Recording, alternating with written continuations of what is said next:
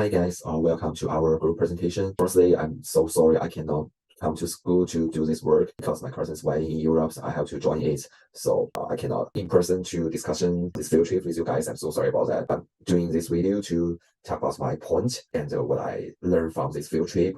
Okay, let's begin. The first one, post-industrial era building development of lakesides in Toronto. In first page, those pictures show tall buildings where people live and work.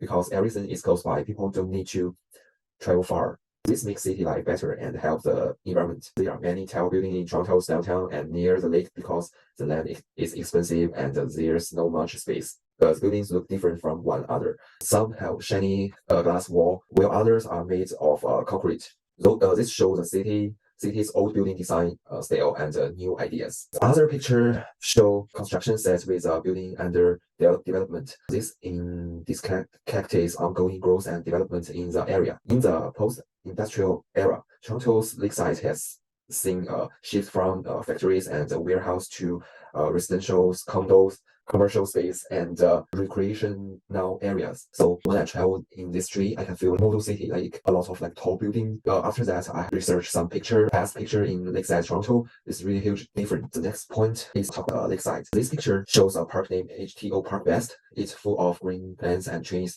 This park is a nice place for people to chill. Have outdoor meals or play. It's important to have both shady and sunny spots in the park. The next photos is of a busy boat area. This means lots of people like boating here.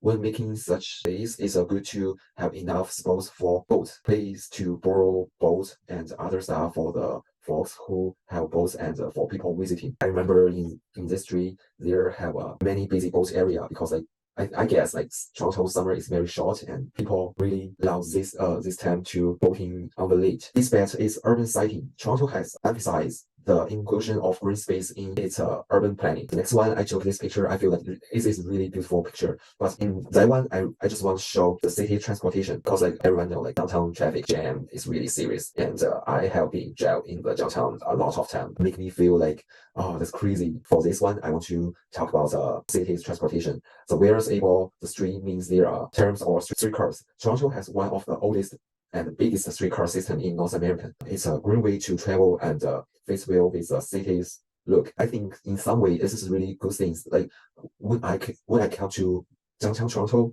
my first choice is always be subway because I know there are lots of cars there, so I don't want to drive there. So if everyone think all this, I have the same idea with me, people would like to choose public transportation.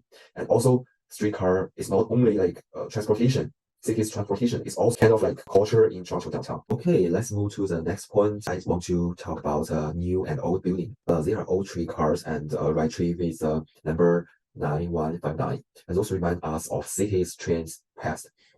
It's like a story of old times that we keep for young people to know about this history. This kind of building has education function to keep people remember the history and development. Now let's look at other picture in this page. This picture is one of my favorite picture in this field trip. There's building on the left exudes modern architecture style. The extensive use of glass gives it a sleek and contemporary feel. On the right building, this classic edifice is emblematic of earlier 20th century architecture. The robust stone facade exudes permanence and stability.